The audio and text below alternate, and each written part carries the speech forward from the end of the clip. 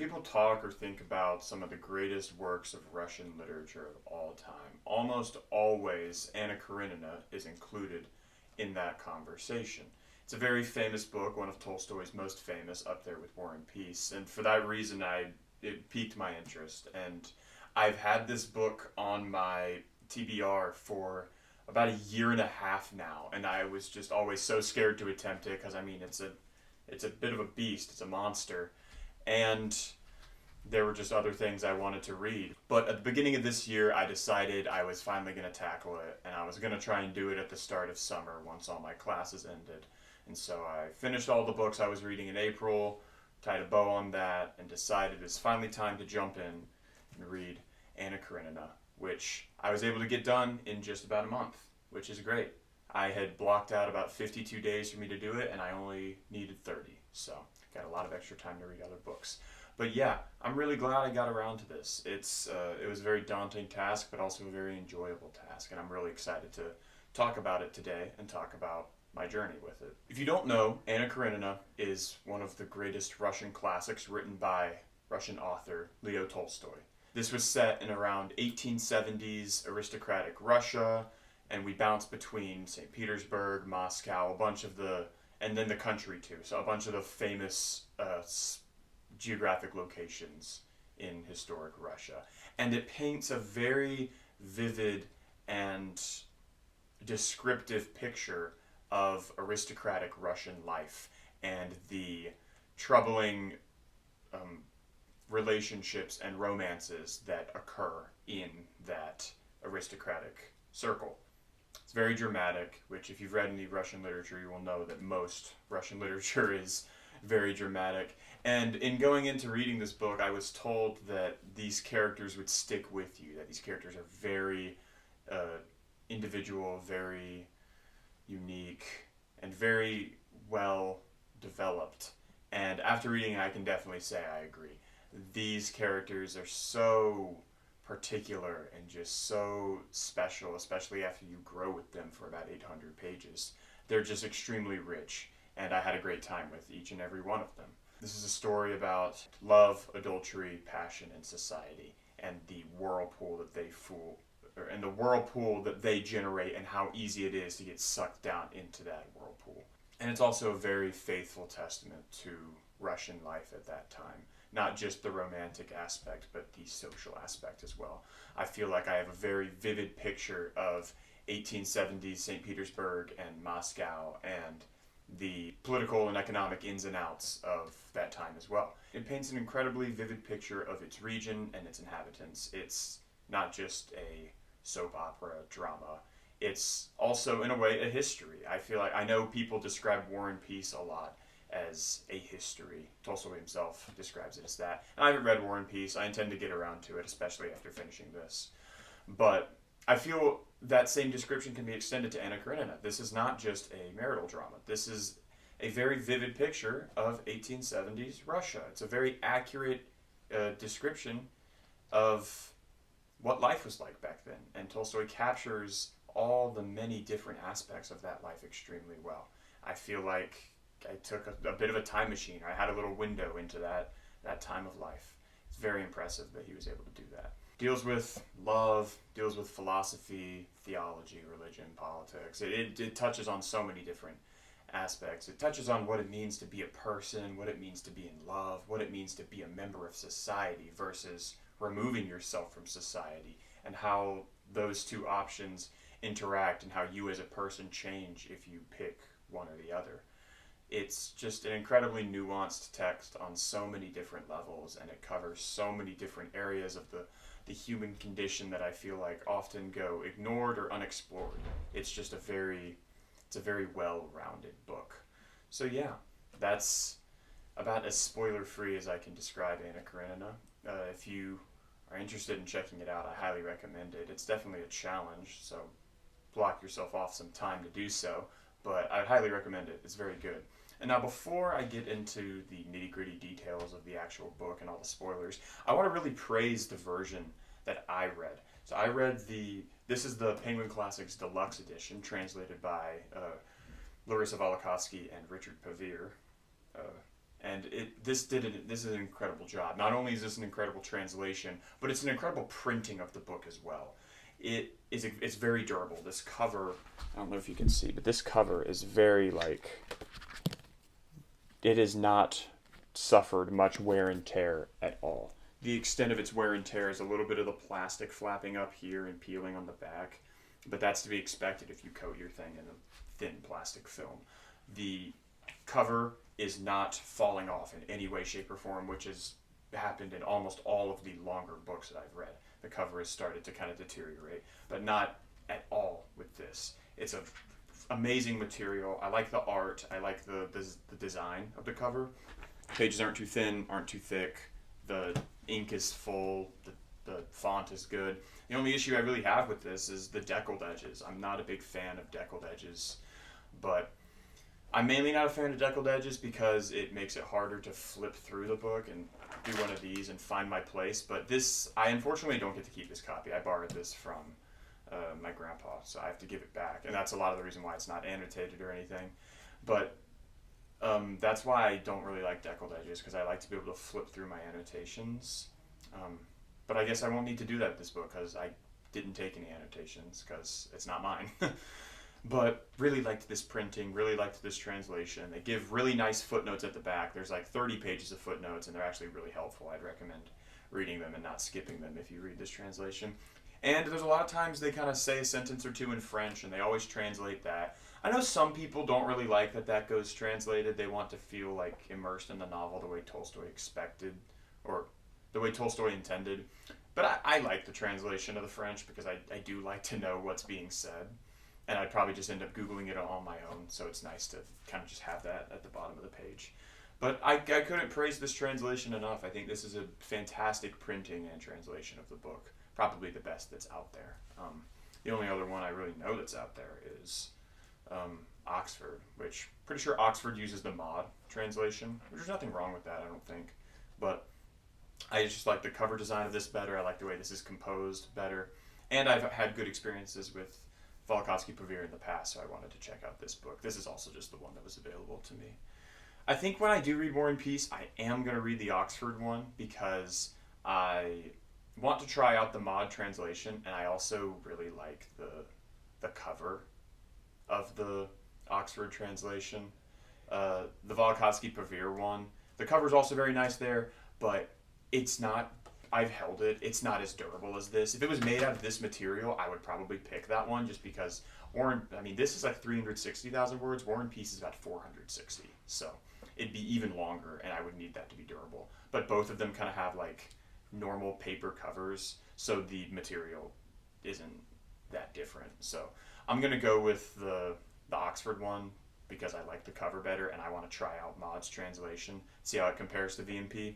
But that's talking about War and Peace. This is an Anna Karenina video. Let's get into talking about Anna Karenina and the things that are contained within this behemoth. So Anna Karenina kind of follows three circles. Two circles that are around the same size, and then one circle that's just a little bit smaller, but that's actually the gateway into the other two circles. So the smaller circle, the one you're going to start off with when you're first reading this, is the circle of Stiva and Dali. Stepan Arkadyevich, I think that's his name, and then Darya Alexandrovna, which is Dali.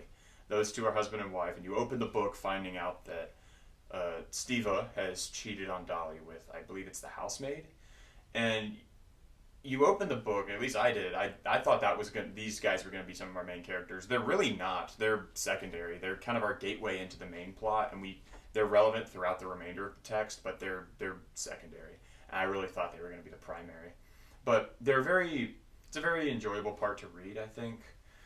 Their dynamic is kind of interesting, and it hooks you in a little bit because you immediately open with the adultery having happened between Stiva and the housemaid, and you're kind of curious to learn more. You don't end up learning more, but it kind of sets that precedent of infidelity is going to be common in this book. And of course, that's a big point in a lot of drama. So in meeting Stiva and Dali, you find out that Dali has a sister named Kitty, and Stiva has a friend named Levin. And Levin is in love with Kitty. Kitty does not love Levin back. Kitty is instead in love with this other guy named Vronsky, who likes Kitty but has no intentions of marrying her. He's kind of a bit of a playboy, I suppose. You're not really meant to like Vronsky. And so Levin proposes to Kitty. Kitty says no because she wants Vronsky. Levin then decides to isolate himself and move out to his place in the country where he has to reinvent himself and decides he doesn't want love anymore. And it's at this point about when you meet Steva's sister, which is Anna Karenina. And Anna comes to town and kind of steals Vronsky from Kitty. And then Kitty mourns that she rejected Levin because now she has nobody. And everybody sort of isolates themselves at this point in the book. Levin isolates himself in the country. Kitty isolates herself abroad. And Vronsky kind of isolates himself in the city and takes care of some affairs, but also is kind of pursuing Anna at the same time. And Anna has gone back home to, I forget where she's from, but she goes back home to be with her husband, who he's a very interesting character, Alexei Alexandrovich. He's very interesting. So everybody kind of separates, does their healing thing, and then they converge again, and Levin ends up marrying Kitty. He pursues her again. Anna comes clean about her affair with Vronsky to her husband, Alexei Alexandrovich, and he's a very interesting character. He almost permits it and is just stay out of my way. I'm a society man.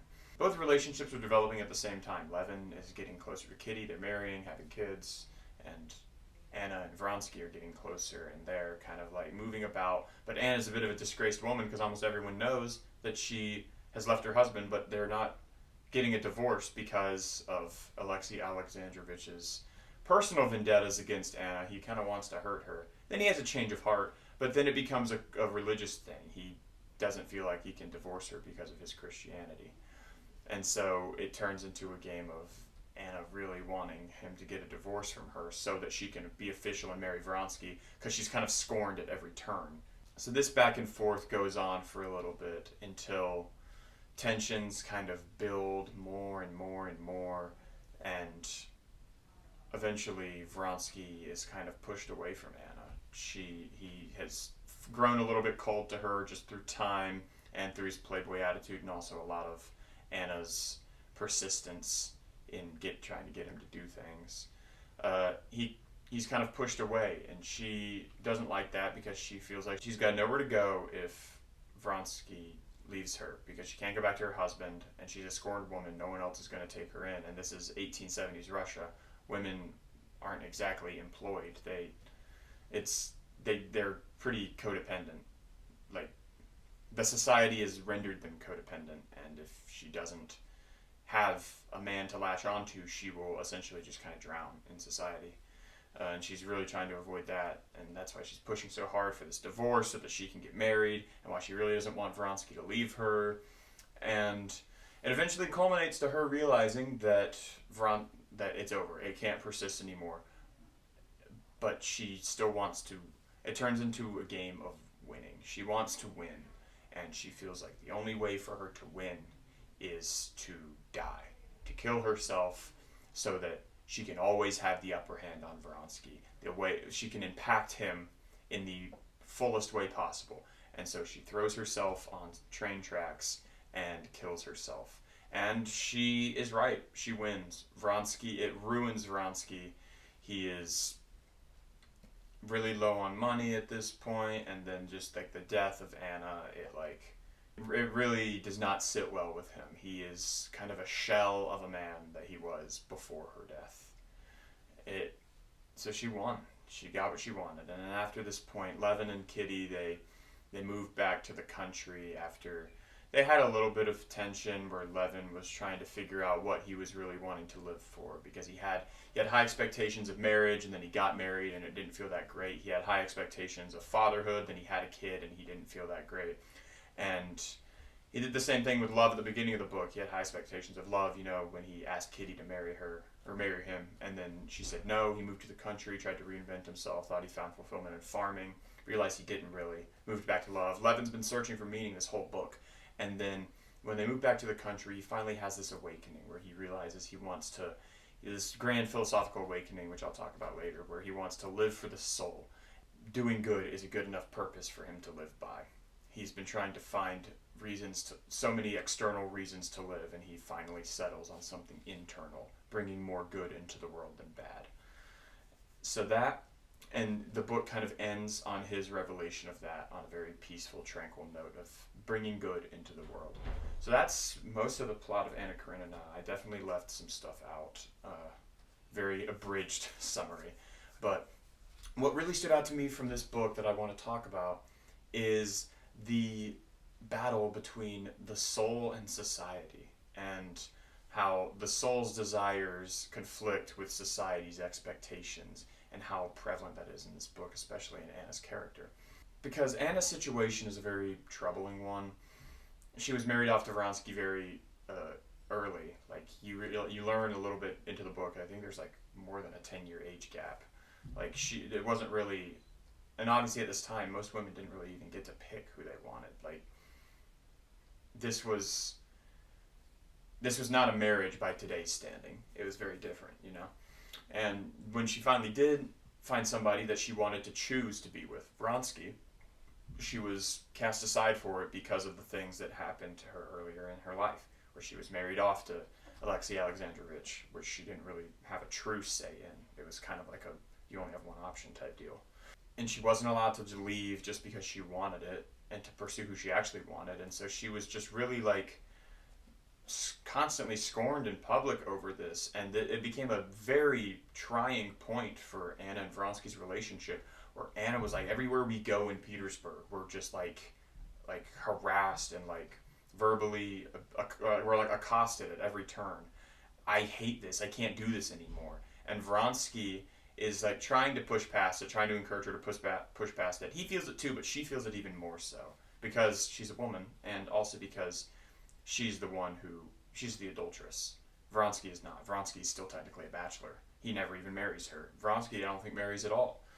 And it becomes a very trying point where the society's expectations of how Anna and Vronsky should be, or how just Anna should be, versus how she really wants to be, what her heart desires, it causes this extreme conflict. And it's just really sad to see, especially when you think about just what would happen if Anna was born today. Like, Anna is such an ahead of her time woman. If she was born today, this story wouldn't be nearly as tragic as it is. She would, I don't know if thrive is the right word, but she would do perfectly fine in today's world. She would get to pick the man she wants to be with and reject the men she doesn't want to be with, and she wouldn't be accosted for it. She wouldn't be cast aside or slandered for it, because we as a society have grown out of that for the most part. There's still some left over, but not nearly as severe as it was way back then. And so it really does paint an interesting picture of the role that the soul's desire plays in your position in society, and how you weigh those two different things, and how society has changed over time to accommodate more for soul's desires. It's a very interesting aspect of the book to look at. That's mostly what I took away from Anna's plot, but I also wanted to look at Levin's plot, because these two, Anna and Levin are our two main characters, and neither one of them really is more prominent than the other. You could argue Anna's more prominent just because she gets the title, but Levin is on screen more. Levin is on the page before and after Anna appears and goes away. So Levin really could be argued to be the main character, but his plot is so different from Anna's. While Anna's is a love plot, a marital plot, one of drama, Levin's is more one of introspection, where he's trying to find his place as a person in this world. I touched on a little bit of my summary, but he opens the book thinking that love is going to fix him, that like he's never experienced marriage, but he thinks it's going to be great, that this is going to be his purpose, is to get married. And then when he gets rejected, he kind of goes into his loser boy thing, and he's like, oh, I'm going to move away. This love isn't for me. And he goes to the country, and he gets really close to the farming of his peasants, and he realizes that he really enjoys that and the tranquility of it all. And he thinks that maybe the farming is his purpose, and he's going to try and write a book about farming, and eventually it turns into a book about the relationship of peasants and the land rather than actual farming. And I think that's just a change of his character over time. But then he eventually catches sight of Kitty again, and he decides he hasn't ever given up that love, and he does think that love is what he wants to live for. So he goes back, and he actually does propose, and they get married. And he doesn't feel that same, but he doesn't feel that satisfaction that he expected after the marriage. He's still left kind of longing for something. And so he then turns his attention to, well, maybe it's fatherhood. Maybe when I have this kid, I'll feel super vindicated and fulfilled. And then Kitty has her kid, and he doesn't really feel that way. He loves the kid, but he doesn't. He expected it to be kind of like this tidal wave that washed over him. That he was like, oh, I get it now, and that just didn't really happen to him. And so then he's left wondering again, and that's kind of where we pick up at the end of the book, where he's like, what am I living for? I've tried so much to find a reason to live, for love, for my child, and I just can't find it. What am I meant to live for? And the last 30 pages of the book are him kind of coming to this conclusion, and he finally lands on an idea that I think is really interesting. I think this is a really cool way to end the book, where he chooses to live for the greater good, to put more good in the world than bad, which is it's not a very new idea, but the way he comes to that conclusion I think is very interesting. And he comes to this conclusion through the rejection of the rational, which I think is very interesting. There's a part where he talks about the idea of loving somebody or loving other people, doing good by them, is irrational. That we still do it. We all universally agree that we should do it. It's advocated towards people, but when you approach that action through a lens of rationality, it is not rational. Rationality cannot explain love because it is fundamentally irrational, which I think is a really interesting philosophy, and one that I haven't really thought about before, but one that makes sense. And so in making that connection, and Levin still feeling like to love and to do good is his reason to be in the world, he kind of rejects the idea of rationality and tries not to explain everything, and not to let the rational is a lot of times connected with the external. And so in rejecting the rational, he kind of also rejects the external and more focuses inward on what he feels the truth could be, which he believes is to do good. And he tries to expound that to other religions, because he found it based through Christianity. He tries to reason with it and think, what happens if I bring other religions into them, other people who are just trying to do good? What about that? And he eventually this is where he truly does reject the rational, I feel, is where he's like, I'm trying to put an innate feeling and my innate truth into words, into something rational, when it doesn't need to be. I don't have the ability or the responsibility to explain this through rational means. I don't need to be doing this. Which is a bit of a cop-out answer in my opinion. I think that's a little bit of Tolstoy shining through, because Tolstoy was a Christian. I think that's a bit of him not wanting to get too heretical. But I think it's an interesting concept, rejecting the rational in favor of love, which is fundamentally irrational.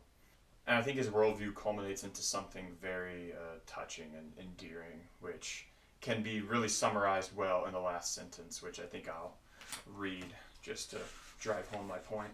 This is the very last sentence of the book. He goes, I'll get angry in the same way with the coachman Ivan, argue in the same way, speak my mind inappropriately. There will be the same wall between my soul's holy of holies and other people, even my wife. I'll accuse her in the same way of my own fear and then regret it. I'll fail in the same way to understand with my reason why I pray, and yet I will pray. But my life now, my whole life, regardless of all that may happen to me, every minute of it is not only not meaningless, as it was before, but has the unquestionable meaning of the good which it is in my power to put into it.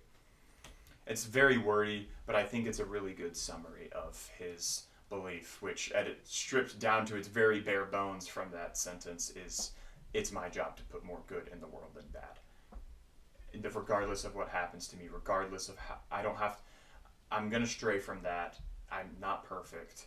And regardless of what I have done in the past, right here, right now, my purpose is to put good in the world as best I can. And I think that's a really good way to think. I think that's a really good way to think, and I really like how Tolstoy demonstrated Levin coming to that conclusion. And I guess pivoting on a similar track along the lines of coming to conclusions, I want to talk about the scene that leads up to Anna's death, because I think that's another very well done scene. She kind of scatters across town doing many different things. She spends a lot of time in the carriage before she eventually goes to the station and throws herself on the train tracks. And in that time, while she's in the carriage, Tolstoy does something he doesn't really do throughout the rest of the book. He gives us a lot of stream of consciousness. When she's in the carriage, there's about 2 pages of just stream of consciousness anytime she's in the carriage, of her working through her thoughts regarding her position and her relationship and what she needs to do. And also just kind of taking in some of her external surroundings. And it's just a really well done part. I think it's a very good example of stream of consciousness. Tolstoy does it very well, and I think it's very effective in that area too. It does a great job of showing how Anna comes to this eventual conclusion that she feels like she has to kill herself. It's one of my favorite parts of the whole book, and I felt like I grew so much closer to Anna as a character whenever I read that part. It was just extremely well done, and I thought it was a very fitting end to Anna, somebody who has been relevant for almost all of the book and who the book is named after. It was just a very good end. And now I've talked a lot about what I like about the book, and I did like most of this book. However, I feel like it wouldn't be accurate if I didn't talk about what I didn't like about this book. There's definitely a few things. I feel like, and this primarily was evident to me through the first half of the book, I feel like Tolstoy was doing a lot of telling rather than showing, at least in the first third. The first third was my least favorite part. I felt like we kind of got into the story a bit choppy, and I just felt like the last 500 pages were so much stronger than the first 300, because we got into the story really choppy, and then right when we just got our first like rising action point of the rejected proposal by Levin, all the characters isolate themselves. And they isolate themselves for like 150 pages. Levin goes to the country, Kitty goes abroad, and then Vronsky's chilling in like Moscow or something. And I don't even think we touch on Stiva. And everybody is isolated. And it's like this for about 150 pages. And now it's necessary. Looking back, it's very necessary because each character processes what has just happened and grows as a character, refines themselves. They need to isolate so that they can undergo character change. And so it's very necessary. However, it is a slog to read. It honestly tarnished my opinion of the book for a lot of its length. I didn't really turn my opinion around about this book until around page 600. Up until then, I was maintaining, I was like, I don't think this is really worth reading. I'm going to finish it because I told myself I would. But if I were to tell somebody, if somebody asked me, is Anna Karenina worth reading? Up until about page 600, I probably would have said no. Probably would have said it's good, but not great. But I'm very glad I stuck with it because Tolstoy ties the whole narrative together with an extremely ornate bow. I liked it a lot. Again, like I said, looking back, this isolation was necessary. It was boring, but the story wouldn't have been the same without it. It's not something you can just omit, because each character underwent very important development in that isolation. But it was just a pain to read. It's pretty boring, I'm not gonna lie. Maybe I just didn't get it, maybe I was locked out or something, but I don't think I was. I just don't think it was my cup of tea. That wasn't my favorite part of the book. But other than that, there weren't many things I didn't like about this book. Like I said, the way we kind of get into the story feels a little bit awkward, kind of using Stiva and Dolly's relationship as a Trojan horse to get into Levin's life and Kitty's life and then Anna's life. Because Stiva and Dolly's relationship is like the midpoint, the rock, because Dolly's sister's with Kitty, Stiva's sister is Anna. And so that's how we get those two worlds. So they do kind of sit at the center. So you kind of have to like enter through that center to get to the other ones. But it does kind of, I don't know how I would have done it differently, so I'm kind of criticizing without a solution, but it did just kind of feel like a bit of a Trojan horse and a bit choppy, especially considering we don't really return to their relationship. Their relationship doesn't really have like a narrative track. All that happens is that it's bad, Anna resolves it, it gets better, and then they just keep growing farther and farther apart. And I'm like, if this was like a B plot or a C plot, if this was some sort of secondary plot where they were undergoing a little bit of something, I would feel better about the opening and I would feel it would make more sense. But instead of giving us these plot points with the couple, we more just get updates. You more just kind of get updates where it's like Dolly's like, yeah, she despises him. Dolly's moving to the country because she needs to get away. Steve is not being a good husband. It's like we don't really get true plots with them. It's more just updates, which again is fine because I mean there's plenty of content in the book already. You didn't really need to throw in another infidelity plot, but I just think it would have made the way we open make a little bit more sense. But still, I do, even with that being said, I do think the way we open in how we're introduced to Stiva and Dolly, I think it is fun. I think it sets the tone nicely for the book. So yeah, that's about all I have to say. Finally done. Very happy to have this done. It feels very vindicating to knock a book this big that's been on my TBR for this long off my list. I enjoyed it. My final thoughts, I enjoyed it, and I would definitely recommend it to somebody. And I would also recommend if you are currently reading it or if you do try to read it, to stick to it because it's going to feel hard at points, but the ending is very worth it, and I highly recommend it. I rated this 4 stars, I think. It wasn't quite a 5-star for me, a lot of that because of the first third and just how much of a drag it felt. Maybe if I reread it, it would be a 5. I don't know. I'll probably do that in 10 years, maybe. There's just a lot of other books I want to read right now. But I enjoyed it. I thought this was a fun book. The characters are going to stick with me. Love the characters. Really like them. They're definitely going to be skipping around in my mind for the remainder of my reading life. And a lot of the plot points and themes they touch on are things that I'm probably going to think about for a while because I just think they're very, very nuanced and very profound. I really enjoyed how they were put to page and talked about and interacted with. Yeah, I think this is cool. I think this is a very cool book, and I'm very glad I read it. If you guys are thinking about reading it, or if you guys have read it, let me know what you think in the comments. Very curious to hear what you guys think about this book and about what I had to say about it. If you like this review, make sure you like, subscribe. That's all for me. Hope you guys enjoyed. See ya.